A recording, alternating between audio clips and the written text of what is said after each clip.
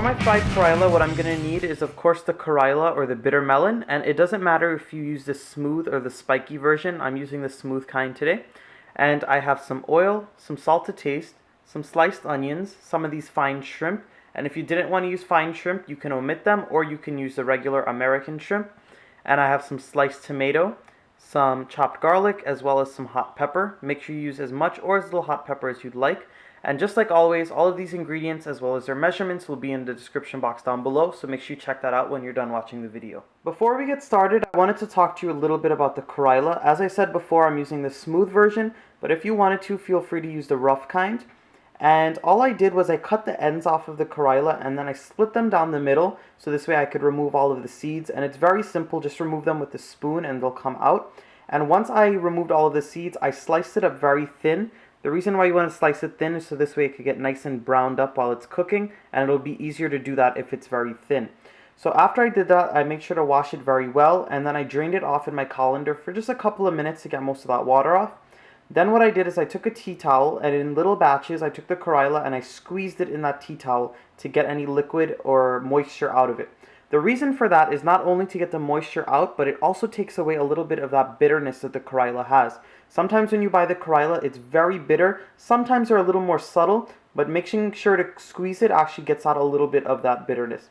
So you want to make sure to do that. Then after I squeezed them all out, I put them on a baking tray in a single layer, and I left it on my table in my house for about an hour and a half just so it could dry out a little more. The more you dry the Karela, the more brown and the more crisp it's going to get in the pot, and that's exactly what you want. You want a nice color on this Karela by the time it's done. So if you wanted to, you don't have to leave it in the house. If it's nice and bright outside that day and the sun is shining, you can put that baking tray with the Karela outside and let it dry for about 30 minutes, and that should do the trick as well. So after that, your Karela is ready to use. So we're going to get cooking, guys. What I've done here in my pot is I've added in a few tablespoons of vegetable oil and I've heated it up on a really high heat. You want to make sure your pot is really hot for this step. So what you're going to want to do once the vegetable oil comes up to temperature, you're going to add in all of your Karela. And you want to make sure to get that nice sizzle. That's how you know your Karela is going to get nice and brown. So what we're going to do now is just we're going to stir it around, and you want to keep stirring so it can get evenly brown on all sides.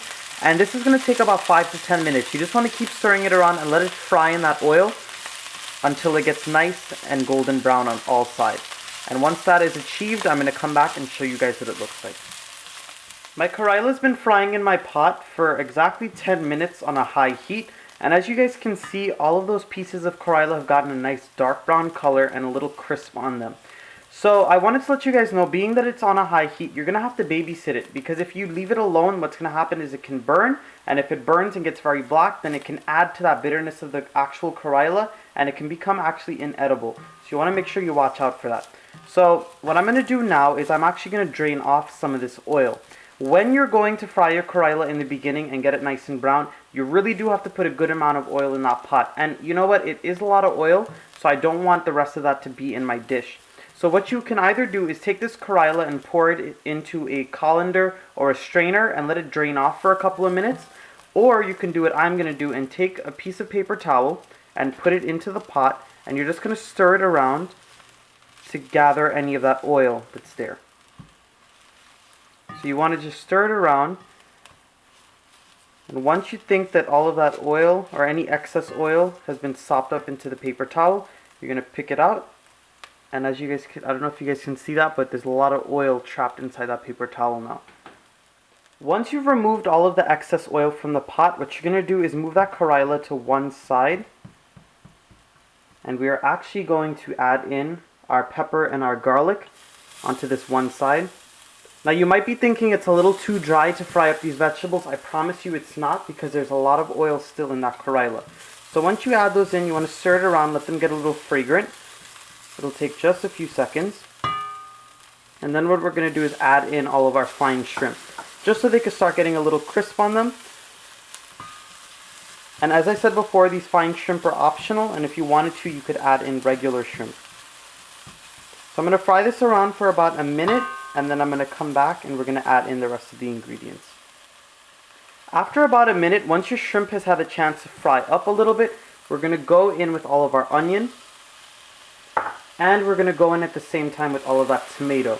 You want these onions and tomato to cook at the same rate and melt together.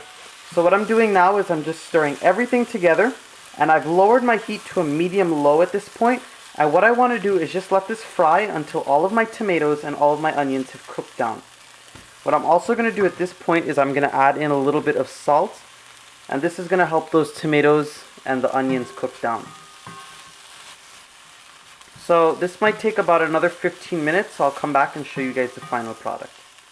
After another 15 minutes of cooking, all of the vegetables are going to soften up really well. The tomatoes melted away nicely.